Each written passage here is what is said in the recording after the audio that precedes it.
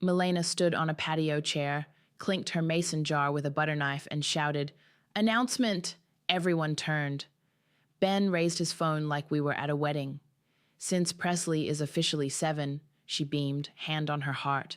"We're so lucky that Alexis will be free childcare all summer." Laughter rolled across the yard like it was a punchline. Kids shrieked. Mom threw both arms up and yelled, "Bless Alexis!" My face smiled on autopilot. My throat did not. Presley, with blue frosting up his nose, yelled, "Aunt Lex is coming to the lake." Sophia hopped like a pogo stick and pressed a sticky hand into mine. "I'm Alexis Ross. I'm 28. I slice meat and scoop potato salad at the neighborhood grocery. I'm the younger sister. Milena is 33, married to Ben. Their kids, Presley and Sophia, are 7 and 4. I live alone in a 1-bedroom on the west side with a silver Honda Civic that sounds tired in second gear." "Speech!" someone yelled. Milena waved her jar like she was accepting an award. "Seriously, couldn't do this without you, Lex." She winked down at me. Ben's phone zoomed past my face toward the cake. People clapped again, like the thank you was the same as the actual help. "Finish your cake, buddy," I told Presley. He shoved another forkful into his mouth and immediately abandoned the plate for a water gun. Sophia was still velcroed to my leg. "Drink?" Ben asked, sliding over with a plastic cup. "We've got lemonade." "Or adult lemonade?" "I'm driving," I said. He nodded and moved on. He's the practical one, the guy who sets up shade tents and remembers the lighter. He still lets Milena grab the mic. Mom pressed napkins into my hand. "Go wipe down the kids' table," she said. Then softer, "You're a good girl." The backyard was full of folding tables, a rented bounce house, and a Costco sheet cake that had already lost the P from Presley to an eager finger. I wiped down orange Cheeto dust while my phone buzzed in my pocket. Group chat dings, probably the cousins posting photos. Sophia held her cup out for more juice. I refilled it and then wiped her face too. Milena did another lap, hugging people, collecting compliments on the theme. "It looks amazing," I told her when she stopped near me. That part was true. She'd strung blue pennants and tied balloons to the fence. She'd also forgotten to set out the trash bags until I asked where they were and then dug them out myself. "Don't forget," she said, tapping the top of my hand with her finger. "Monday, 8 a.m.? They'll be easy. Presley's got swim at noon. I'll text you the address." "Monday," I repeated. "Okay." My shifts are posted on paper in the break room. I'd penciled in that I could cover Monday morning if someone called out. Dean, my coworker, asked me yesterday if I wanted the extra hours. I'd said, maybe, because I always do. The sun slid behind a maple and the heat finally let go. I carried a trash bag to the bin. Mom cornered me by the side gate. "You don't mind," she said, not a question. "It's family." "I don't mind helping," I said, which is how I always say it. It sounds nice. It sounds like no boundaries. By the time the last kid got their goodie bag and the bounce house hissed flat, it was dusk. I stacked chairs while Milena took a selfie with the balloon arch. Ben wrestled the cooler into the garage. "You're the best," Milena sang like a blanket motto. "Text me when you get home." I left with a half sheet of cake in a flimsy plastic shell and a glittery 7 balloon that kept bobbing into the rearview mirror. The driveway was crowded with SUVs. My Civic coughed to life. 2 blocks away, the gas light flicked on again, an annoying amber eye. I did the math without wanting to. 2 round trips to preschool this week, 1 pickup from first grade when Milena got stuck at the salon, 1 Target run for snacks when she forgot to pack any, another practice drop-off for Presley because Ben had a work call. Half the miles on my car this month weren't mine. At the station, I stood with the nozzle and stared at the numbers spinning. I scrolled through my camera roll, photos of the kids at the park, a blurry shot of Sophia asleep in my back seat, the screenshot of my schedule, the one where Dean had circled open shifts with a smiley face. I scrolled past a photo of my tank on E from last week. I never posted it. What would I say? My boundaries are a sieve. Back on the road, the balloon thumped against my temple. In the parking lot of my building, I watched a neighbor carry in a pizza and felt hungry and too tired to stop anywhere. Upstairs, I set the cake on my counter, fished out a fork, and ate a corner standing up. The apartment was quiet in a way that felt like a new bruise. I could still hear Milena's voice. Free childcare all summer, ringing like it belonged to me. I put the fork in the sink. I grabbed a notebook from the junk drawer. The cover said notes in gold letters like I was about to write something important. I sat at my tiny kitchen table, the one with a water ring I keep meaning to sand out, and wrote, Monday drop-off, no notice. Wednesday pickup, missed deli hours. Thursday Target snacks, Saturday party setup and clean up. I went back a couple weeks in my memory and filled in the blanks, times, miles. The text when Milena asked if I could swing by, like now. Before I brushed my teeth, I added 2 words at the top of the page, for free, then I kept writing. By noon Sunday, my kitchen table looked like a tiny accounting office.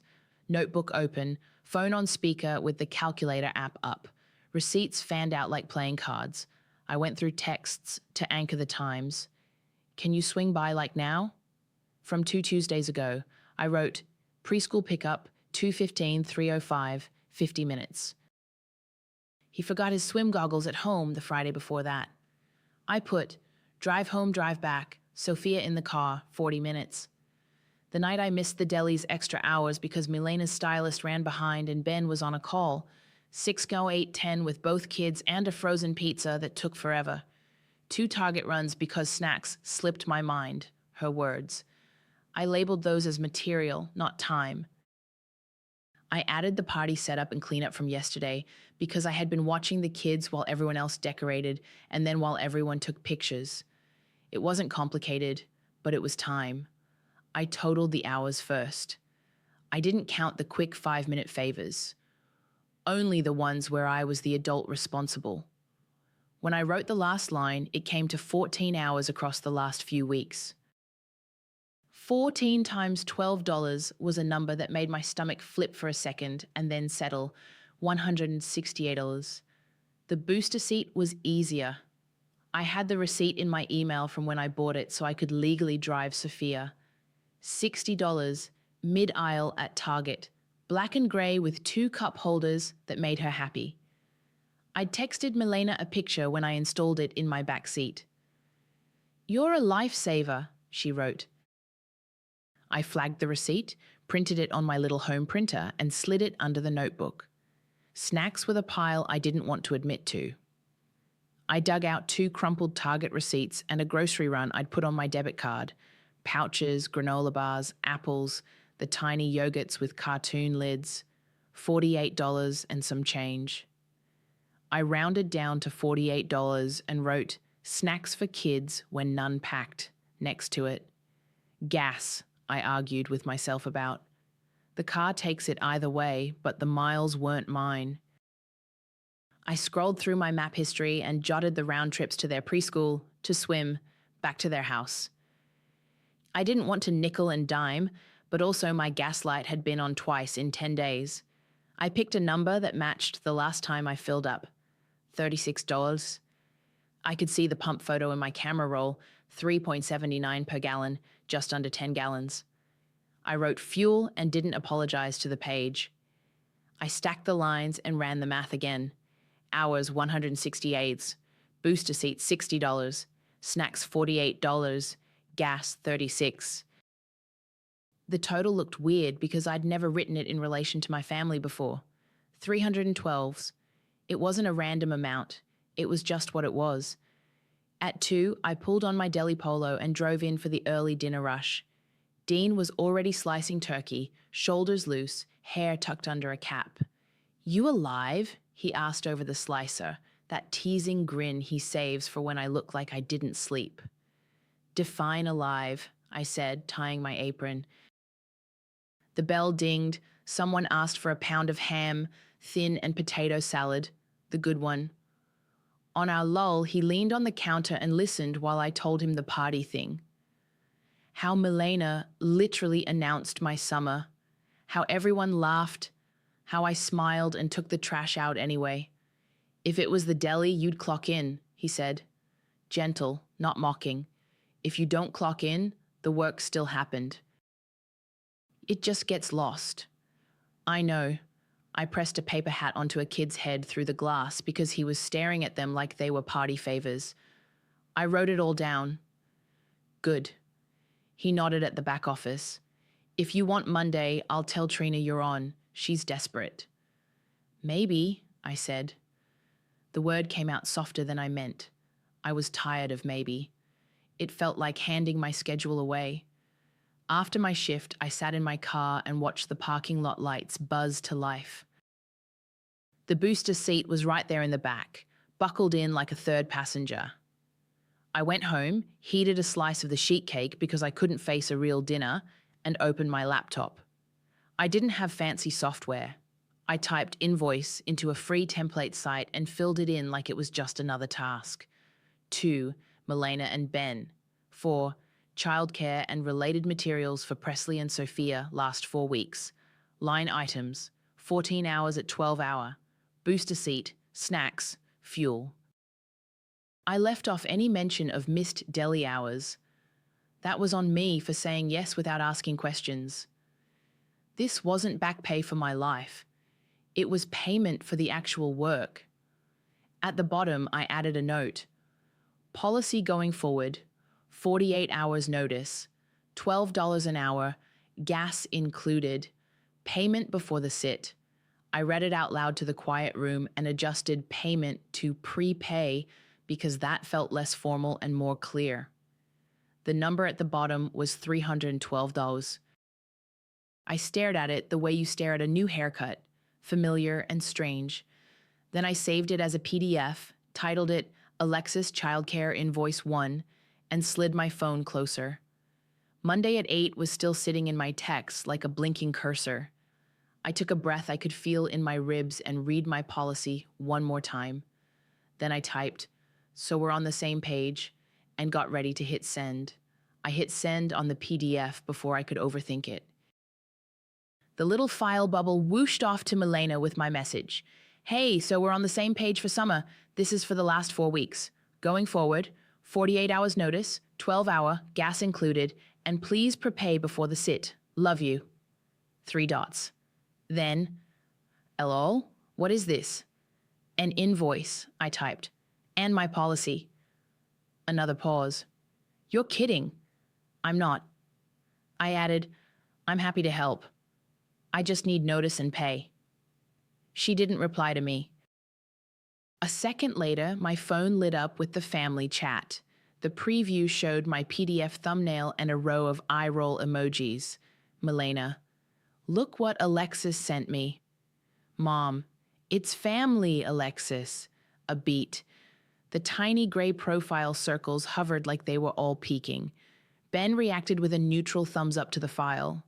Milena added, Are you serious right now? I slid the phone onto the table and stared at the fork marks in the cake pan. It would have been easy to delete the thread and pretend I didn't see it. Instead, I opened the chat and wrote, I love the kids. I'm happy to help. With 48 hours notice and prepay at 12 hour, gas included. There was a long nothing. Then Mom again, we don't invoice each other. That's not how we do. I kept it short. It's how I'm doing it. Milena pinged me privately right away. You're serious? Serious enough that the next sit starts when this is paid, I wrote. My hands didn't even shake. I watched the bubble come and go. She left it on red for a full minute. See you Monday at 8, she sent like the entire conversation had been a weird detour. Once it's paid, I replied. Nothing back. I put my phone face down and washed my fork. The water ran too hot and turned my skin pink. When I checked again, there were a couple of heart reactions from cousins on photos of the party. A blurry video of Presley blowing out candles. and then silence. No one else touched the invoice. Ben didn't say anything. Mom stopped. The quiet felt like a held breath. I set do not disturb and crawled into bed. Sleep came muddy and fast. At 6:10, my phone buzzed through the D&D with a work contact override. Dean. Trina's got a call out. Can you cover this morning? 7 to 1?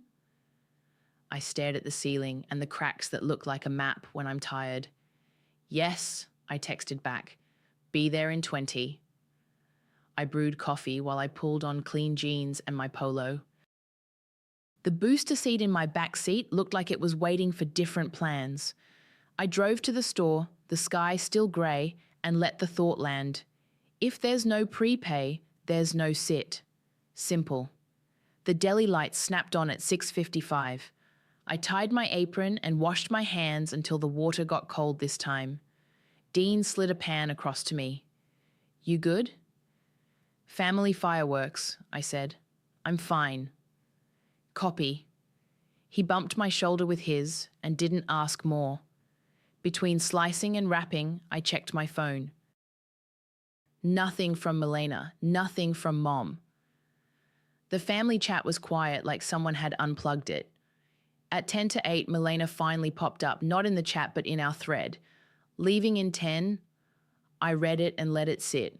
I typed, happy to start once the invoice is paid. I didn't hit send yet. I waited until it was 8 on the dot and then sent it. No read receipt. In the group chat, Mom posted a photo from her garden like it was any other morning. A single rose, filtered with Sunday blessings even though it was Monday. I snorted and closed the app. The deli line started early with construction guys in neon shirts. I built 3 turkey sandwiches, 2 ham, then a BLT for a woman who said, extra tomato, please, honey. My brain was calm the way it gets when my hands are busy. The clock ticked past 8. My phone nudged again. Milena. We're early. Me. I'm at work. Once the invoice is paid and the next sit is scheduled, I'm happy to help. No dots. No comeback. Just the emptiness of a message that didn't get the answer it wanted. I put my phone back in my locker and called the next number in line. At lunch, I sat on an upside-down milk crate in the back and ate a slice of American cheese like a chip. My lock screen was full of alerts. I didn't open them. I texted Dean a thank you for the shift, and he sent back a thumbs up and a picture of a ruined tomato he said looked like a heart. I laughed out loud in the silent back room. On my way out, I checked the family chat one more time. Ben had dropped a K on Mom's rose. Milena hadn't said anything else. The invoice bubble sat there like a paperweight. I walked to my car feeling lighter than I thought I would. I'd said the thing. I hadn't moved. And Monday at 8 was just another hour I wasn't on the hook for. Monday started with the hum of the deli case and my phone flipped face down in my locker. I'd put do not disturb on and set the little work override so only the store could break through. Apron on, hands washed. Slicer whining, routine felt like a life raft. At 7:58 a.m., I checked my texts one last time before the line started. Nothing from Milena about payment. No Venmo ping. Just the family chat sitting there with last night's party photos and my invoice thumbnail like a paperweight. At 8:01, the screen lit up with stacked banners anyway when I opened my locker for plastic wrap. Milena, leaving now. 8:04, we're outside. A minute later, where are you? Then, the girls are crying, like that would change the math. I tucked the phone back and closed the locker. If I looked, I'd answer. If I answered, I'd go soft.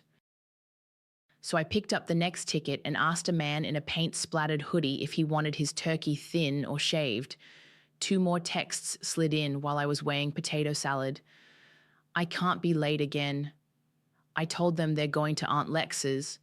My hands did the work they know. Slice, paper, fold, sticker.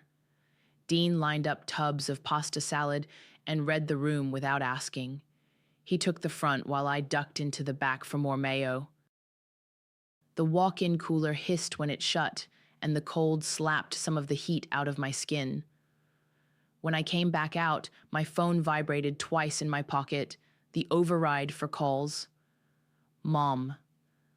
I let it ring into the quiet of my jeans and then stop. It started again immediately. I set it on the shelf and watched it buzz across the stainless for a second. I didn't pick up. At 9:30, I took my break. I sat on the milk crate, back against the metal shelving, and pulled my phone open. The messages were a pile. We're waiting. They're saying your name. This is ridiculous, Alexis. From Mom, answer your sister. It's family. One voicemail I didn't listen to. A photo from their driveway that made my stomach do that guilt lurch. Both kids in their car seats, hair not brushed, Sophia with her stuffed bunny. Timestamp at the top said 8:04. I typed back to Milena. Happy to help once the invoice is paid and the next sit is scheduled. I sent the exact line to Mom too. No explanation, no extra cushion words. My thumb hovered like it wanted to apologize for me. I put the phone face down on my knee. Dean popped his head into the doorway. You good? He asked, eyebrows up. Sticking to my schedule, I said. He nodded like that was a normal sentence to say and left me alone. By 10, I'd stopped checking the clock every 5 minutes. The rush gave me an excuse to not look at my phone. People wanted summer picnic food and comfort meat for sandwiches, and between the slicer and the register, there wasn't a lot of room for a fight. When I finally peeked again at 12:45, there was a single bubble from Milena. Unbelievable.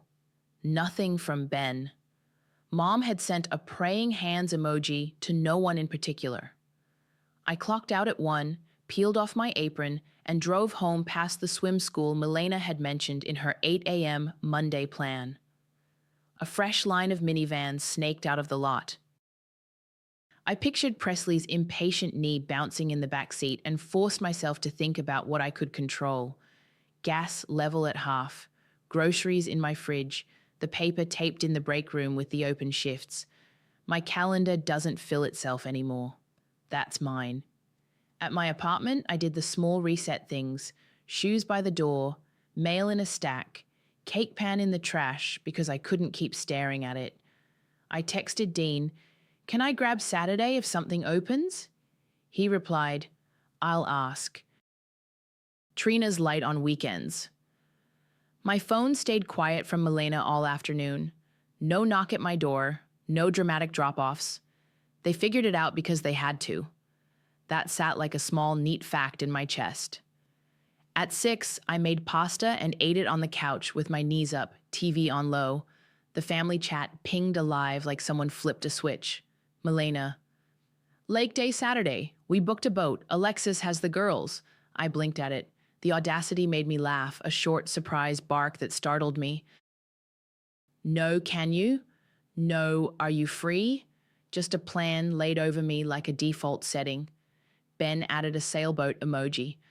Mom dropped a sun. I typed my response and deleted it twice. I wanted to write a paragraph. I wanted to paste my invoice again. I took a photo of the deli schedule instead, the part where Saturday had a gap next to my name that Dean might fill. Then I erased that too. Clear and simple had worked so far. I wrote, happy to once the invoice is paid and Saturday is prepaid by 7 p.m. Friday. I hit send and put the phone on the coffee table like it might burn. Ben reacted with a thumbs up to my message, like we were doing casual plans for dinner. Mom texted me separately, "Don't be stubborn," and a heart. Like that softened it. I didn't answer her.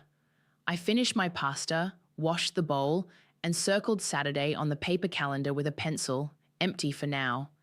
If they wanted me, they'd meet me where I'd already drawn the line. The first no had held. The second was already on the table. Tuesday morning felt weirdly quiet. No prepay ping. No about Monday from Milena. The family chat had drifted back to normal. cousin memes, mum's roses, a blurry dog. My invoice bubble still sat there like a thumbtack. I took the Civic to work and listened to the booster seat rattle when I hit a pothole. At the store, the schedule was taped to the break room fridge with a strip of blue painter's tape.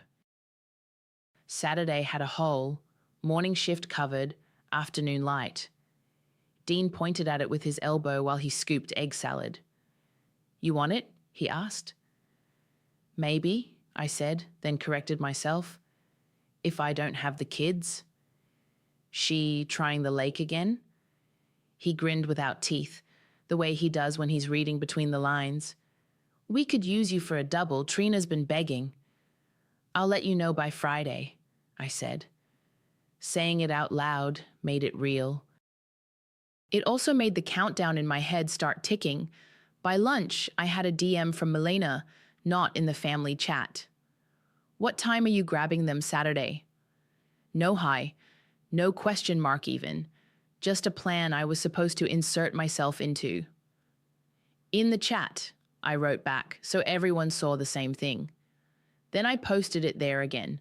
"Happy to, once the invoice is paid and Saturday is prepaid by 7 p.m. Friday." I kept the tone flat and used the exact words so I didn't wander. Ben threw a thumbs up on it within a minute, like we were talking about who brings chips. Mom didn't say anything in the thread.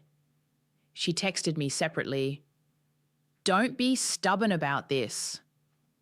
I stared at the bubble and pictured her at her kitchen table with her readers on, tapping it out like a mantra. I didn't reply. Wednesday, Milena tried again. "We booked with Lake Point Marina 10-2, she wrote in the chat. "We already put $80 down on the boat. They won't move us." "Alexis, I'll drop the girls at 9. Ben added. "Deposits non-refundable, FYI. That FYI sat like sugar that didn't dissolve.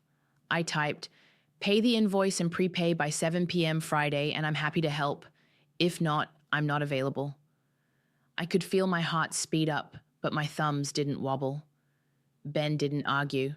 Milena sent the eye roll emoji privately, like we were still having the same fight. That night, I pulled my paper calendar closer on the table and wrote "Lake" in pencil on Saturday with a tiny $sign and a 7 p.m. next to Friday. I stuck a post-it on my fridge that said "Decide at 7:01. Thursday at the deli was steady. Regulars, a guy who always orders a quarter pound of 3 different meats like a math problem, a mum with twins who leaves Cheerios under the sneeze guard.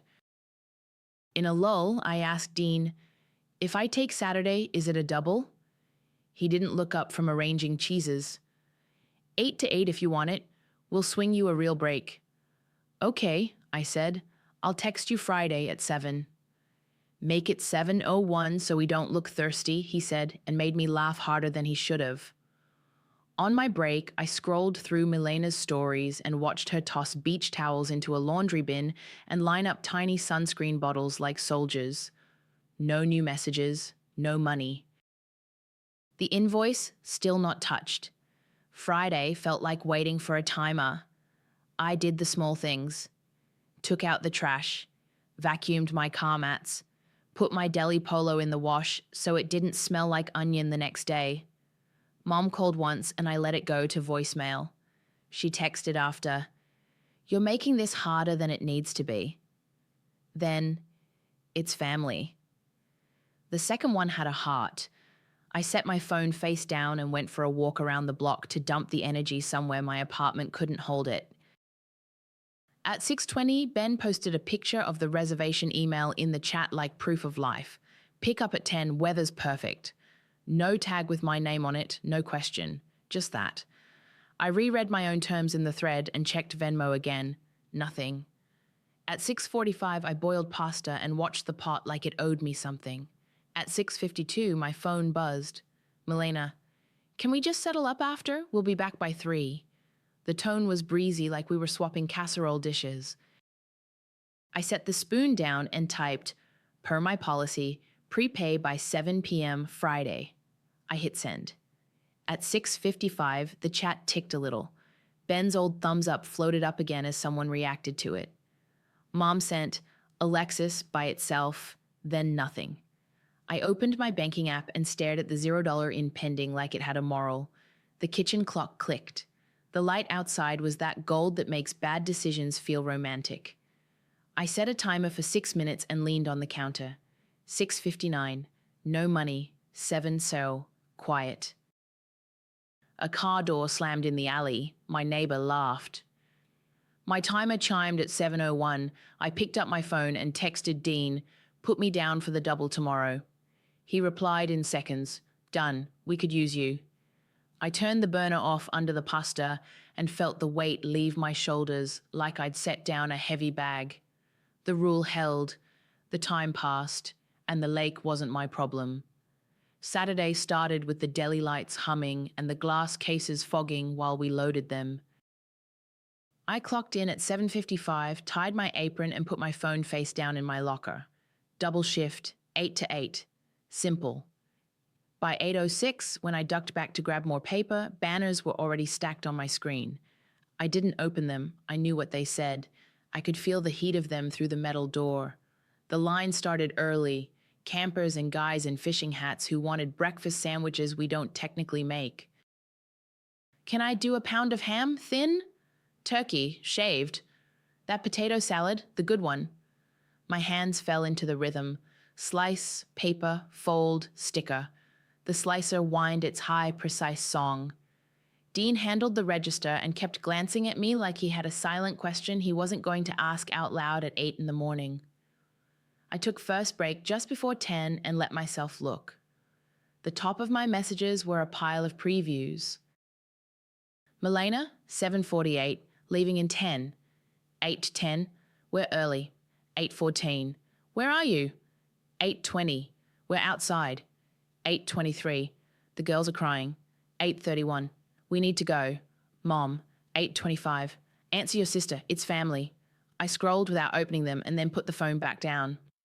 I typed one thing in our last thread with Milena and didn't send it yet. Then I stood up, washed my hands and went back to the line. Ham, turkey, ham. The world narrowed to deli paper and price tags. I could feel the part of me that usually runs to fix things trying to claw through my ribs. I pictured the paper calendar on my table with Saturday circled in pencil and the little 7 p.m. Friday note. I pictured the blank next to it where there was no prepay. At 10:26, in the lull between customers, I peeked again. New bubbles. Milena, we missed our slot. Ben, they kept our deposit? Milena, are you happy? Mom, this is ridiculous. Ben dropped a screenshot from Lake Point Marina that said non-refundable deposit $80. Late arrivals may forfeit reservation. Then, above it like a caption, he posted the video from the party. The clip started with Milena clinking her mason jar, Ben's laugh off camera, and then her voice, bright and certain. We're so lucky that Alexis will be free childcare all summer. My face flashed in the frame, smiling because what else do you do in front of cake and cousins? Someone yelled, "Bless Alexis!" and the camera panned to Presley's blue nose. The reactions rolled in like they did the first time, laughing emojis, clapping hands. Watching it Saturday with people waiting for coleslaw made my skin go tight. Dean slid a tray of roast beef next to me. "You good?" he asked quietly. "I'm fine," I said. I was. Or I was something like fine that had boundaries tied around it like a rope. Just before 11, the Saturday crush hit. Picnic people. A guy in a jersey arguing with his girlfriend about pickles. A kid with chocolate already on his face. Half a pound of salami. Do you have provolone? 2 pounds of potato salad. The motions pulled me through. At 11:13, I finally took second break early and sat on the milk crate with my back to the shelves. I opened the chat and scrolled up through the mess. Question marks. Where are you? Seriously? Mom's call me with 3 exclamation points. Ben's video sitting there at the top like a dare, like evidence. I could have left it. waited for the texts to cool. But I'd been writing things down for a week. I'd already made a policy. The work had numbers. I didn't need anyone to clap for it. I went to my photos and started an album. Title, For Free. My fingers shook once and then got steady. I pulled in the picture of my gas tank on E from last week, the receipt photo for the $60 booster seat, the one with the 2 cup holders Sophia loves, a screenshot of the Target run where the snacks totaled $48. I took a picture of the page in my notebook with the time logs for the past few weeks. Monday drop-off, no notice. Wednesday pickup, missed deli hours. Friday goggles run. Saturday party setup and cleanup. Dates and times in my handwriting. Blue pen smudged where my palm dragged. I added a screenshot of the text where Milena said, "Can you swing by, like now?" From 2 Tuesdays ago. I pulled the message where she wrote, "We already put $80 down." I hesitated and then saved the piece of the party video where the sentence landed, "Free childcare all summer." Not the kids, not the laughter, just that line and the way my smile looked stiff when it cut to me. Dean stuck his head in again. "They're asking about macaroni." His eyes flicked to my phone and back up like he wasn't going to read over my shoulder. "Coming," I said. I hit save on the album and tucked the phone into my pocket. I didn't post it yet. The line needed me. The sandwiches needed mustard. The next number on the ticket reel was waiting. Back on the floor, I handed a man his roast beef and watched his mouth move through a joke about the weather. The rhythm was back. Ham, turkey, ham. The words in my pocket were just words, but they were mine. The album sat there like a little spine. When I was done with my shift, or when there was air, I'd decide what to do with it. For now, I sliced and let the boat, the deposit, the video, all of it, stay on the other side of the glass. I took my second break a little early and sat on the milk crate again, knees up, back to the shelves. The album sat there on my phone, for free, neat and armed. I opened the family chat so the last thing I saw was the party video and the line, "Free childcare all summer, caught in a loop." I hit the plus, selected the album, and watched the thumbnails stack into the text box. I added short captions so it didn't look like I was yelling.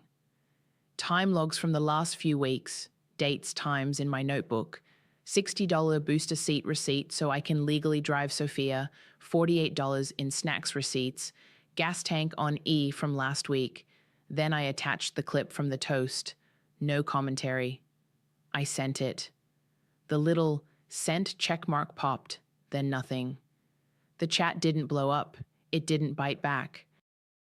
It just sat there with everyone's names along the top and the grey read dots flickering on and off like they were all staring at their phones in different kitchens.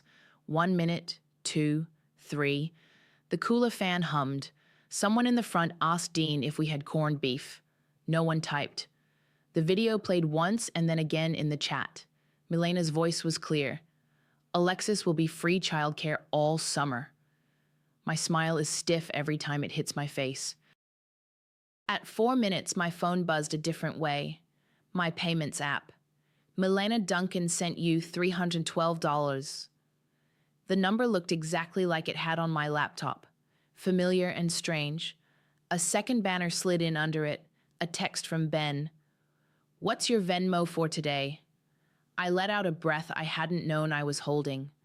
Then Mom sent a single period to the chat. Nothing else. A dot like a sigh. I typed into the thread, "Thanks. Going forward, 48 hours notice, 12-hour, gas included. Prepay before the sit." I copied Ben privately. "I'm at the deli all day today. If you want to schedule another time, prepay when you book it." He wrote back, fast, practical. "Got it. Send dates you're available." It sounded like him. "Fix the thing in front of you. Move on." In the chat, Milena reacted to the payment notification with a heart, which made no sense and also made perfect sense because it looked generous on the surface. She didn't say anything. The cousins stayed quiet. The video thread didn't get jokes this time, just a row of eyes and then my policy sitting clean in the middle. I put my phone face down and stood up.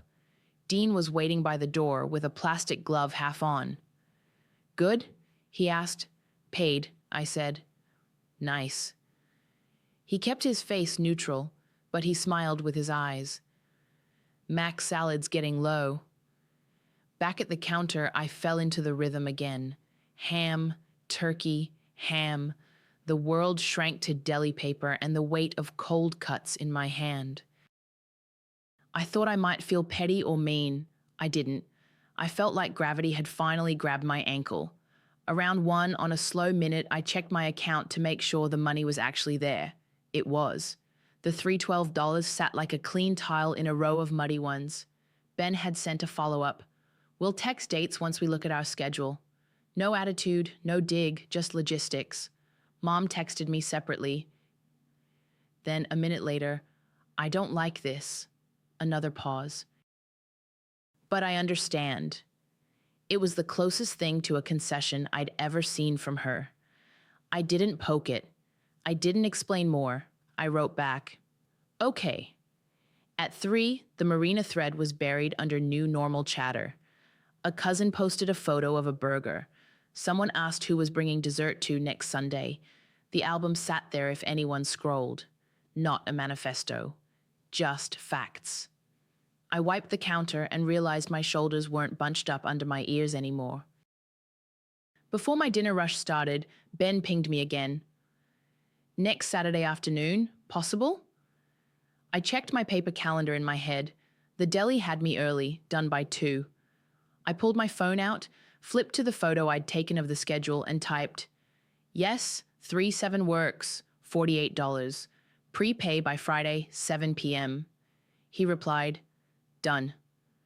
A minute later, a $48 payment hit with a note, sat 3/7. I showed Dean the new notification because it felt unreal to have it be that simple. He whistled low. Look at you. It's not revenge, I said. He shrugged. Looks like scheduling.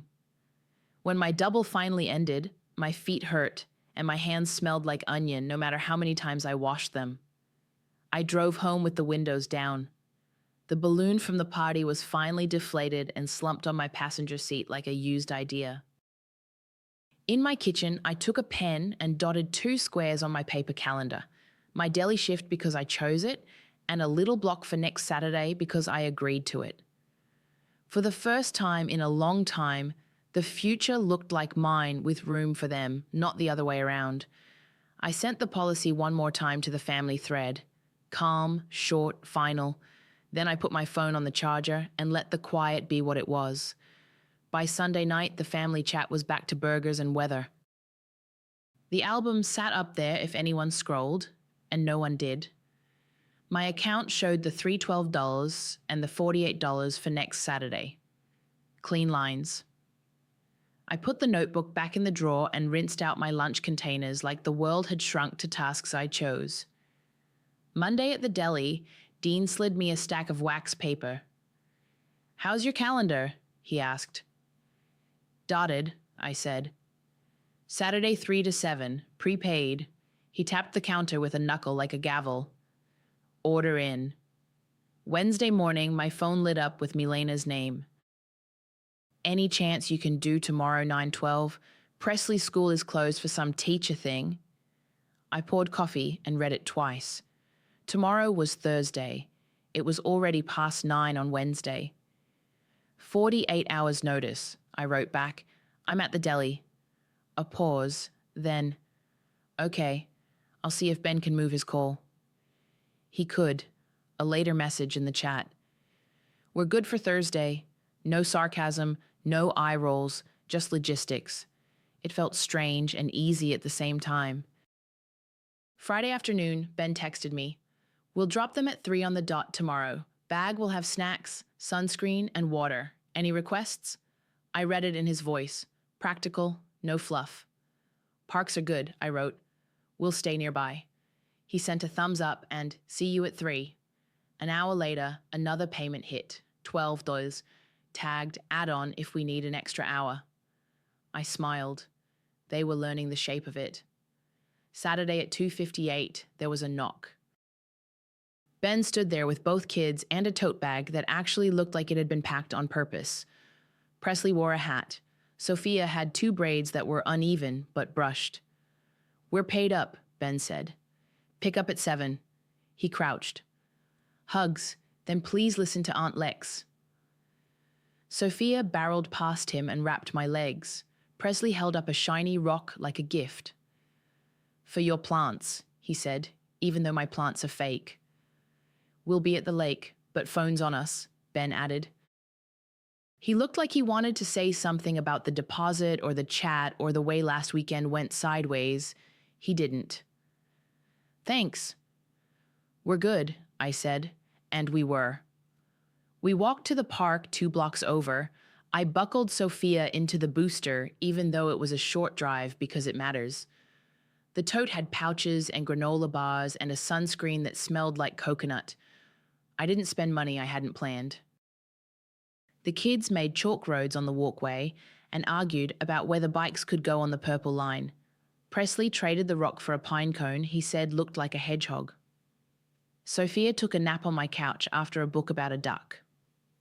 At 6:45, I texted Ben a photo of both of them on the floor, building a tower of blocks, and wrote, "All good, we'll be ready at 7. At 6:58, the knock again, Milena this time. She stood in my doorway with damp curls and a sun-pink nose. "We're a little early," she said, like she was showing me she could be. Sophia launched herself into her arms. Presley showed her the hedgehog pine cone. "Thank you," Milena said, and it wasn't sing-song, it was quiet. "You're welcome," I said. "We'll send next week's dates by Tuesday," she added. She shifted the tote on her shoulder. "And we'll pay then." She glanced at the booster seat in the corner. "Do you want us to grab a second one so you don't have to keep that in your car?" "It's fine," I said. "It lives there." She nodded. There was a weird beat where an old script wanted to jump in, some apology or justification. It didn't.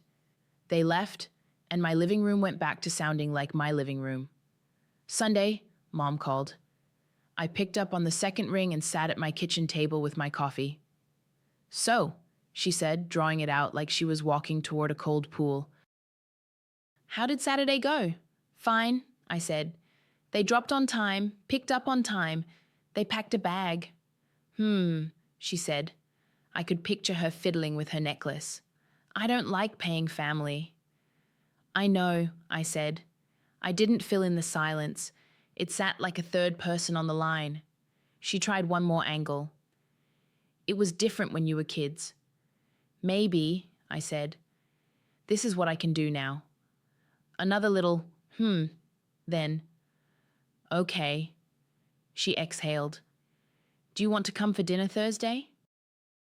"I'll make chicken." "Text me the time," I said. "If I'm not on the schedule, I'll be there." She laughed a little at that. Light, not mean. "Look at you with a schedule," she said, and we both chose to hear the pride in it. At the deli, Dean looked at my paper calendar photo when I showed him. Half the squares had work. 2 had Presley Sophia in pencil with times and small dollar signs. A couple had blank X's drawn through them because I wanted a day off. No mystery, no guessing. He tapped a square. "You could take Sunday morning brunch shift if you want it." "No thanks," I said. "I'm going to sleep in." "Wild," he said, smiling. The family chat turned into what it had always pretended to be: photos, plans, the occasional recipe, with one new anchor. When dates came up that involved me, there was a question mark and a prepay. When I said no, nobody showed up at my door.